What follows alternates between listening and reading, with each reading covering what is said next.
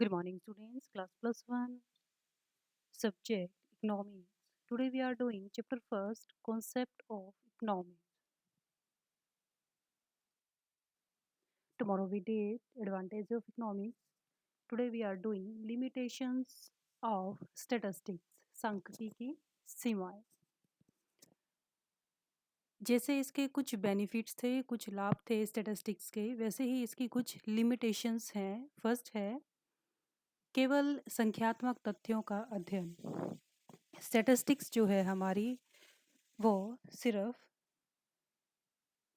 जो हमारे quantitative fact होते हैं उन्हीं को स्टडी करती है. जो क्वालिटेटिव फैक्ट हैं आपके, जैसे किसी की ऑनेस्टी, फ्रेंडशिप, देश का प्रेम, इन सभी चीज़ों का जो क्या है इसमें स्टडी नहीं किया जाता. मतलब इसमें हम सिर्फ वही स्टडी कर सकते हैं जिनको हम नंबर में एक्सप्रेस कर सकते हैं. So this is the first limitation of statistics. Now second, केवल तथ्यों का समूह, study of aggregates only. Statistics में हम सिर्फ जो एग्रीगेट फैक्ट होते हैं, ठीक है, उन्हीं को स्टडी कर सकते हैं. कोई एक यूनिट है उसको स्टडी इसमें नहीं कर सकते. जैसे राम एक पर्सन है, उसकी इनकम 2000 रुपीज़ पर मंथ है, तो ये एक यूनिट है, इसको हम इसमें स्टडी नहीं करेंगे. अगर ये कहा जाए कि आपको जो क्या है एक डिफरेंट सेक्टर की इनकम को आपने स्टडी करना है, तो वो ही हम इसमें यानी कि जो टोटल फैक्ट होते हैं, जो एग्रीगेट फैक्ट होते हैं, उन्हीं को स्टडी करते हैं.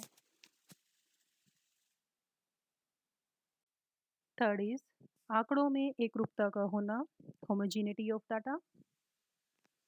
कि जो आप डाटा स्टडी कर रहे हैं स्टैटिस्टिक्स में, उसमें होमोजीनिटी होनी चाहिए. मतलब वो एक जैसा होना चाहिए, एक समान होना चाहिए.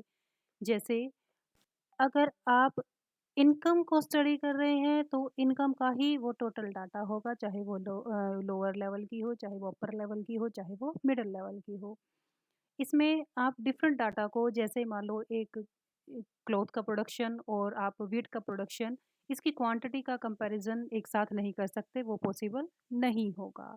नेक्स्ट इज केवल विशेषज्ञों द्वारा प्रयोग.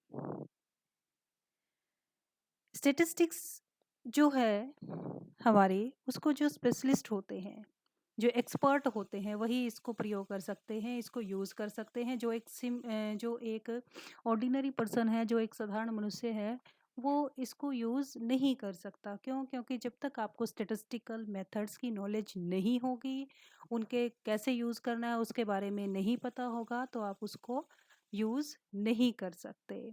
एंड लास्ट वन इज़ परिणाम केवल औसत सत्य. कि इसके जो परिणाम होते हैं, जो इसके रिजल्ट्स होते हैं, वो एवरेज ट्रू होते हैं. इसको हम 100% जो क्या है ये नहीं कह सकते कि ये जो आपके रिजल्ट्स हैं वो बिल्कुल सही हैं. ये आपके एवरेज करेक्ट होते हैं. मतलब कि इसमें 100% श्योरिटी नहीं होती. क्यों? क्योंकि हमारे जो स्टडी है वो ह्यूमन बीइंग से रिलेटेड होती है, और ह्यूमन का जो नेचर है वो चेंज होता रहता है. तो हम इसमें इकोनॉमी को स्टडी करते हैं ना, इकोनॉमिक्स में, तो इकोनॉमिक्स भी जो क्या है पर्सन से ही रिलेटेड है आपके, उसी से मिलकर ही हमारी इकोनॉमी बनती है. इसके इसीलिए जो कहा गया है कि इसके जो रिजल्ट्स हैं वो भी एवरेज ट्रू होते हैं, एवरेज बेसिस पर होते हैं. कि इसके रिजल्ट्स को हम, जैसे आप फिजिक्स और केमिस्ट्री साइंस की तरह, इसको हम ये नहीं कह सकते कि ये बिल्कुल ही सत्य है. जैसे न्यूटन ने एक लॉ बना दिया था कि जो लॉ ऑफ ग्रेविटी, कि जो कोई भी चीज़ आप ऊपर फेंकते हैं तो वो धरती पर ही आएगी. बट ऐसा हम यहाँ पर नहीं कह सकते कि वही लॉ जो क्या है आपका चलता रहेगा. यहाँ पर जो जैसे जैसे बिहेवियर चेंज होता है, वैसे वैसे हमारे रिजल्ट्स भी चेंज होते चले जाएं. Thank you. Revise this topic and note down this topic in your notebooks. If you have any queries, then we will discuss it in our next lecture.